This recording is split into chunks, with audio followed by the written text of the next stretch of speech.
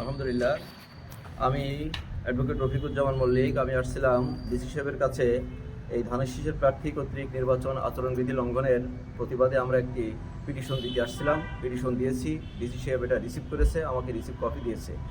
আজকে ঝিনাইদহ শহরে এই ধানের শীষের প্রার্থী তার লোকজন নিয়ে বড় বড় মিছিল বের করেছে বিভিন্ন জায়গায়, শহর এই ঝিনাইদহ শহর এবং হরিণাকুণ্ডুর বিভিন্ন পয়েন্ট, অসংখ্য পয়েন্টে তারা মিছিল বের করেছে এবং বিভিন্ন জায়গায় পোস্টার ছাপিয়েছে, পোস্টার সাজিয়ে লাগিয়েছে, ফেস্টুন টাঙিয়েছে, এগুলো করছে। এগুলো আচরণবিধির সুস্পষ্ট লঙ্ঘন।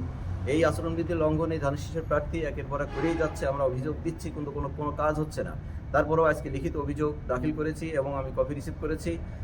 দেখা যাক ডিসি সাহেব কী করেন বা রিটার্নিং কর্মকর্তা কী করেন।